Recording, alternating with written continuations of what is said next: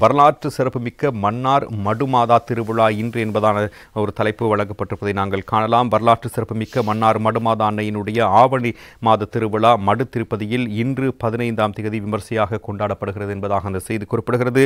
கடந்த புதன்கிழமை மாலை கொடியேற்றத்துடன் ஆரம்பமான திருவிழா நிகழ்வுகள் தொடர்ந்து 9 தினங்கள் இடம்பெற்றிருப்பதான விடயங்கள் வெளியாக இருக்கிறது. நவநாள் ஆராதனை மற்றும் திருப்பலி பூஜைகள் நடைபெற்று நேற்று மாலை வெஸ்பஸ் ஆராதனையும் நடைபெற்றது. அதனைத் தொடர்ந்து இன்று காலை மன்னார் மறைமாவட்ட ஆயர் பேரரர் திரு அந்தோணி பிள்ளை ஞானப்பிரகாசம் ஆண்டகையின் தலைமையில் ஏனைய மறை மாவட்டங்களுடைய ஆயர்கள் அருட்தந்தையர்கள் ஒன்றிணைந்து திருவிழா கூட்டு திருப்பலியை ஒப்புக் கொடுக்க இருக்கிறார்கள்.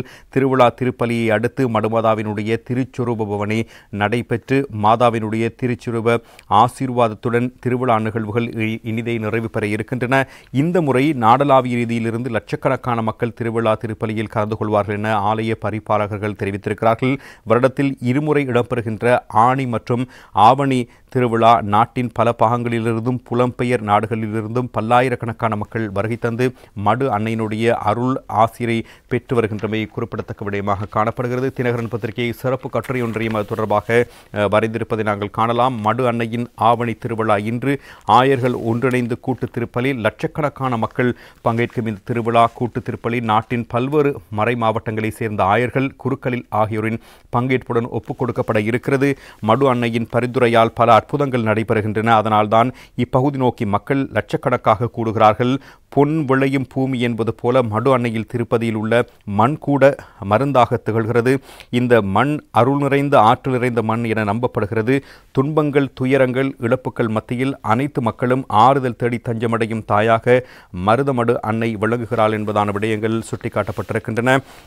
குறிப்பாக மடு திருப்பதிக்கென ஒரு நீண்ட வரலாறு இருக்கிறது. உள்ளாந்தர் இலங்கையை ஆண்ட காலப்பகுதியோடு தான் மடு திருப்பதியின் வரலாறு ஆரம்பமாகிறது. மன்னாரிலிருந்து 10 கிலோமீட்டர்களுக்கு அப்பால் இருக்கும் மாந்தை என்ற கிராமத்தின் ஆலயம்தான் மடுமாதா திருச்சுரூபத்தினுடைய ஆரம்ப இருப்பிடமாகும்.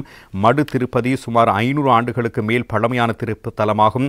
தமிழ் சிங்கள மக்களின் விசுவாசத்திற்கு உரிய வழிபாட்டு தலமாகவும் இது திகழ்கிறது. வருடா வருடம் நாட்டின் பல்வேறு பகுதிகளில் இருந்தும் பல்லாயிரக்கணக்கானோர் மடு திருவிழாவில் கலந்து கொள்கிறார்கள். திருவிழா திருப்பலியில் பல லட்சம் மக்கள் கலந்து கொள்வார்கள். செபமாலை மாதா என்று அழைக்கப்படும் இந்த திருச்சுருவம் தான் இன்றைய மடுமாதாவாகும். உள்ளாந்தருடைய ஆட்சியில் கத்தோலிக்கருக்கு எதிராக கொடூரமான வேத கலாபனை ஆரம்பித்தது.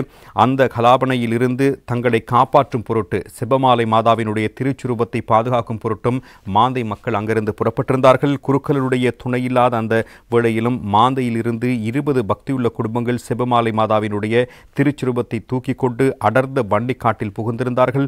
திசை தெரியாது அங்குமிங்கும் அலைந்து திரிந்தார்கள். இறுதியாக மருதமடு என்ற இடத்திற்கு எந்தவித ஆபத்துமின்றி மாதாவினுடைய வழிநடத்தலோடு வந்து சேர்ந்தார்கள். அந்த வகையில் மடு திருப்பதியின் அற்புத ஆற்றல் உலகறிந்த விடயமாகும். மடு அன்னையினுடைய பரிந்துரையால் பல அற்புதங்கள் நடைபெறுகின்றன. அதனால்தான் இந்த பகுதி நோக்கி லட்சக்கணக்கான மக்கள் கூடுகிறார்கள். பொன் விளையும் பூமி என்பது போல மடு அன்னையினுடைய திருப்பதியில் இருக்கின்ற மண் கூட மருந்தாக திகழ்கிறது. இந்த மண் அருள் நிறைந்த ஆற்றல் நிறைந்த மண் என நம்பப்படுகிறது. திருத்தலத்தின் மண்ணுக்கு சிறப்பான பெருமைகள் உண்டு. உலகின் எங்குமே இல்லாத நிலையில் இந்த திருத்தலத்திலிருந்து பெறப்படும் மண் நோய் தீர்க்கும் அருமருந்தாக விளங்குகிறது. இந்த திருப்பதியின் வளாகத்திலிருந்து பெறப்படும் மண் ஆசீர்வதிக்கப்பட்டு பிரதான ஆலயத்தின் ஒரு மூலையில் அதற்கென அமைக்கப்பட்ட ஒரு தொட்டியில் வைக்கப்படுகிறது. இந்த மண்ணை மக்கள் தம் வீடுகளுக்கு எடுத்துச் செல்கிறார்கள். குணமளிக்கும் மருந்தாக இந்த மண்ணை பயன்படுத்துகிறார்கள். கோயில் மருந்து என்று இது அழைக்கப்படுகிறது. மடு திருப்பதியின் புனிதத்திற்கும் அருள் வள்ளத்திற்கும் சிறப்பான ஒரு எடுத்துக்காட்டாக கோயில் மருந்து என்று அழைக்கப்படும் இந்த மடு மண் அன்று தொடக்கம் இன்று வரை திகழ்கிறது.